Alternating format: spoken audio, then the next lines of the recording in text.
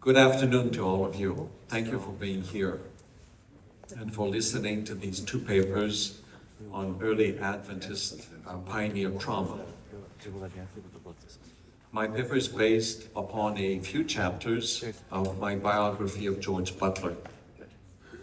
You'll buy the book after this talk. The concept of religious trauma was not known in the 1870s, but its effects were evident in the lives of many Seventh-day Adventist pioneers. By the way, my paper is online on the website. The practice of what they called plain speaking generated some traumatic experience in their lives. It was often associated with public shaming, revealing a personal, private matter only known to a few, to everyone. The results were often humiliation, embarrassment, and disgrace. The intent of such plain speaking and public shaming was to force the erring to confess their sins and shortcomings and reform their character and conduct on the way to the kingdom. It worked for those who were most committed to belonging to this community of faith. But for some others, these experiences were traumatic enough to result in withdrawal from the community, moving to the fringes of the movement, and leave altogether. There are many illustrations of this phenomenon, and today I'll share one event of the life of George Butler, president of the General Conference, shortly after his first tenure ended in August of 1874. George Butler was sick at home when the session of the General Conference in Battle Creek in December of 1871 voted him as the next president of the General Conference.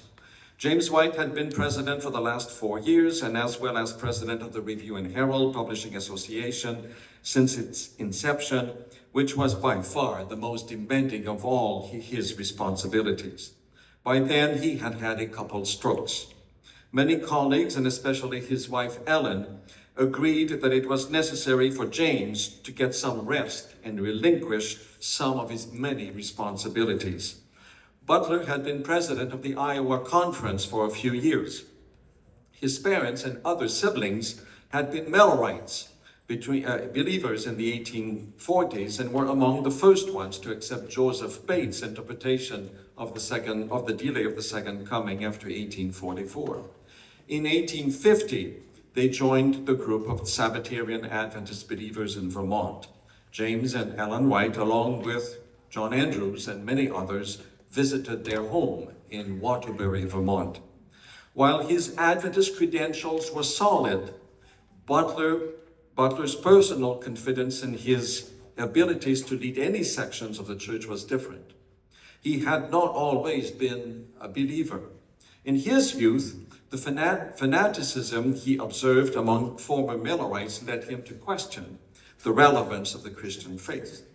Those few years of unbelief nagged at his self-confidence as a spiritual and church leader. So when in December 1871 he was asked to become president of the General Conference, he could not understand how God could be asking him to undertake such a significant responsibilities given his history of doubting the very relevance of Christianity. But even more important, he fully believed that James White was the true leader of the Seventh-day Adventist Church.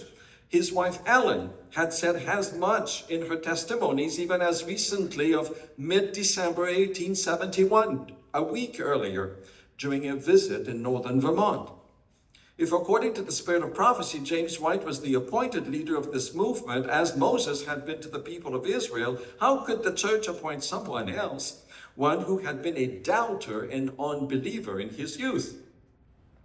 In the few weeks that immediately followed this fateful decision of the General Conference, Butler repeatedly asked Ellen White to verify that this was the will of God for him and for the church. She would not reply to his pleas, and her long silence puzzled him even more. Only after she said he ought to accept the position did he take it. Reluctantly, he accepted to serve, but not without making it clear that he would serve temporarily until James White could heal sufficiently to return to the presidency. Butler would be a caretaker president.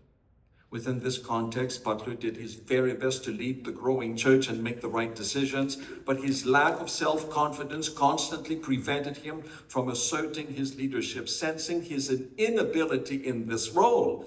He wrote numerous letters to James White, sharing with him all the difficulties he faced and asking for his guidance and insights. Unbeknownst to him, this constant deferral to James White, who was supposed to rest from the burden of church leadership, profoundly annoyed Ellen White. What would further and ultimately alienate him from Ellen White's good graces was Butler's attempt at restoring an amicable relationship between James and other prominent Adventist leaders. For years, James had had strained relationships with John Andrews, Joseph Waggoner, Uriah Smith, and others.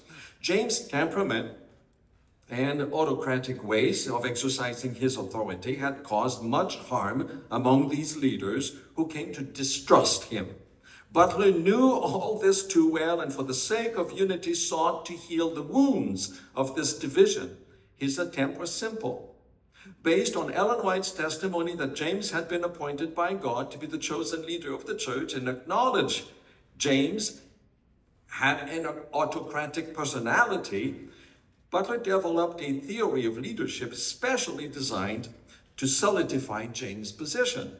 In his tract, Leadership, first read at the November 1873 General Conference session and then published in the Review, and then as a small 16-page tract, Butler argued that the biblical example of Moses as the appointed leader of Israel could serve as a biblical model of leadership adopted by the Seventh-day Adventist Church and exercised by James White. That's who he is.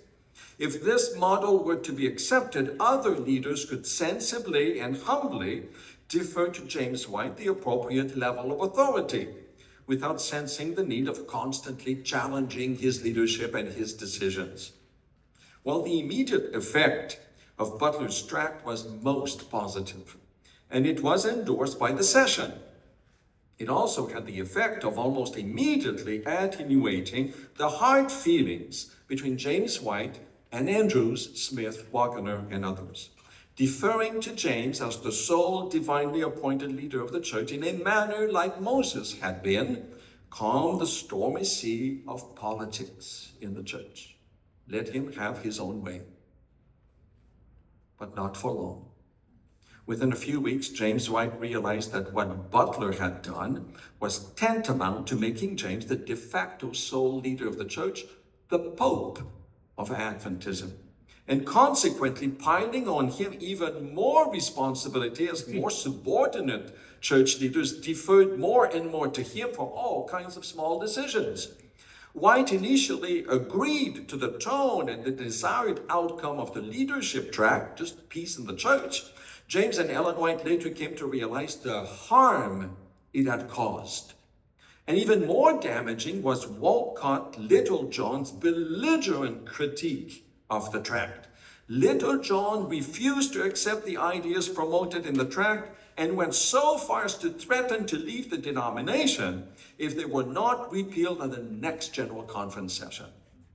Not only would he not accept that only one man, James White, was the appointed leader as the Moses of the denomination, but he also encouraged everyone to stand up to James' autocratic style of leadership and challenge him anytime it needed to be done.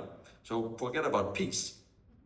It did not take long for James to also have strong reservations about Butler's ideas and start condemning them publicly. Butler's efforts to heal the rift between prominent leaders, although well-intentioned, initially well-received, only created more conflict and exacerbated Ellen White's irritation with him. To George Butler's satisfaction, James White was returned to the presidency of the General Conference in August of 1874.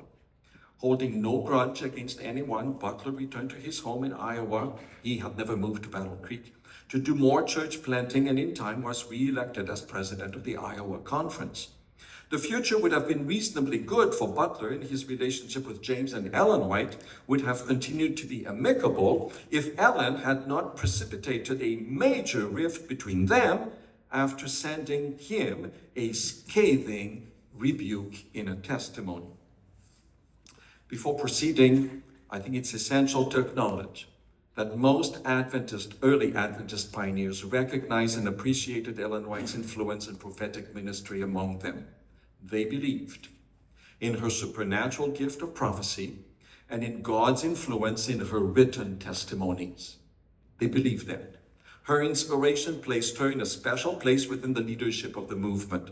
Never elected to any function, she was nonetheless a major voice and influence in the activities and the direction of the church. George Butler heartily endorsed this, believed this, and had done so since his conversion and joining the Adventist movement in Waukon, Iowa, around 1855. But his confidence in Ellen White's influence was shaken when she sent him a testimony in January 1875. The testimony was a complete surprise to him. Yet while Butler sought to thoughtfully understand White's critique and rebuke of his 2.5 years at the helm of the church, of his incompetence, lack of leadership, while he prayerfully sought to understand how to respond to her, Ellen White published the testimony in Testimony 25 in early February for everyone to read what God thought of his weaknesses and incompetence. The humiliation and public shaming deeply troubled Butler. In the testimony, Ellen White first censured Butler for his refusal to accept the decision of the General Conference session in December of 1871, and claiming he did not see how God could be asking him to take on this responsibility. It is in this testimony to Butler that she wrote this famous statement, now often quoted out of context: "When the judgment of the General Conference, which is the highest authority that God has upon the earth, is exercised, private independence and private judgment must not be maintained, but must be surrendered." That's the context of that statement. Not expected at all was White chastising Butler for his views on leadership and for ascribing so much authority to one person, James. Butler had not expected her change of mind on this, and he had felt that she had basically been in favor of his leadership views as they were based on her testimonies about James. Her rebuke emphasized Butler's reliance on James for all kinds of decisions Butler could have made on his own. The long delays in making decisions, she wrote, tire the angels. Butler needed to cultivate promptness, to do away with his hesitating manner. This slowness, this sluggishness of action is one of the greatest defects of your character and stands in the way of your usefulness. Butler's interest in his family and friends were also part of the rebuke, and he needed to sacrifice such earthly ties for the cause of God required full and entire consecration. In the end, she held little hope that Butler's defects could be overcome, as these bad character traits had been present in him since his youth. Much of the testimony also emphasized how Butler and other leading brethren had not shouldered enough responsibilities to relieve James. In fact, she came to the conclusion that James should not have been re-elected to the presidency in August, 5 months earlier, August of 1874. His presence was needed in the West Coast, not in Battle Creek. Indirectly, this was another vague rebuke to Butler for not continuing as president of the denomination. The testimony, now made public for everyone to read, shattered Butler's self-image. Not only did he feel humiliated, but he also came to understand that Ellen White had no hope in his ability, let alone the possibility of his changing and being useful to the cause. Though White's counsel was sensible and judicious, he agreed with that. It honestly could not be implemented with James in the picture as among the church leaders. And to publicly blame Butler for what had been happening became counterproductive. And it would cause more colleagues in leadership to defer even more to James, because if you don't, you'll get one of those testimonies. Within a few days, Butler acknowledged his errors in the review. He confessed his lack of purpose, slowness of action in his administrative role, as well as his lack of encouragement to others, and his over-reliance on some colleagues to the detriment of others. He thought he had done the right thing in upholding James' roles in his leadership track. The tone of the confession in the review is one of mournful, anguished regret.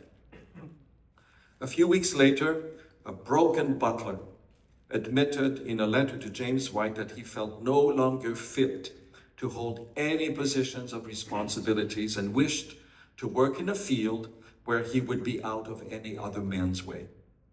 Even though James had asked Butler to join them in the upcoming summer camp meeting rounds, Butler refused.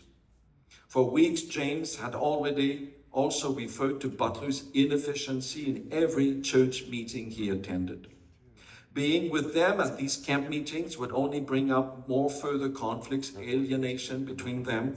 The two leaders whom Butler had upheld and who had been his mentors had turned on him, had publicly shamed him as inefficient, unqualified, so why continue to work with them? Butler's feelings of emotional dissonance and broken spirit are palpable in this letter to James White.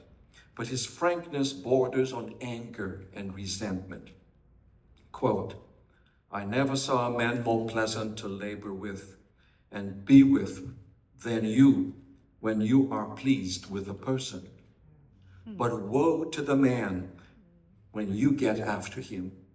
I think you know how to use the mental and moral thumbscrew more effectually than any man I ever knew." End of quote.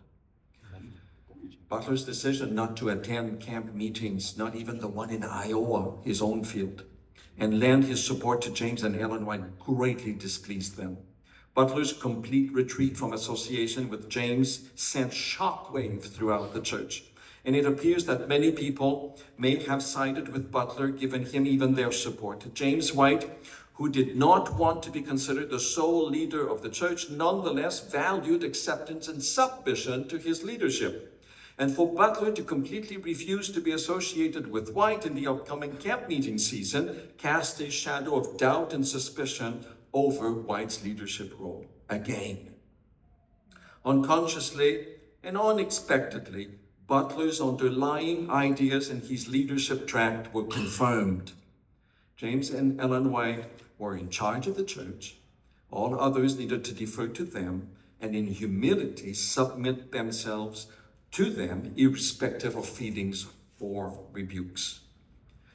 Well, it did not take long for Ellen White to re-enter the conversation, and she addressed another testimony of rebuke to Butler for not agreeing to associate with them that summer.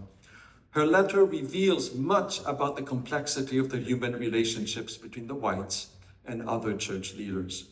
While James and Ellen White acted as the divinely appointed leader and prophetic messenger to the movement, colleagues had also to relate to the human James and the human Ellen.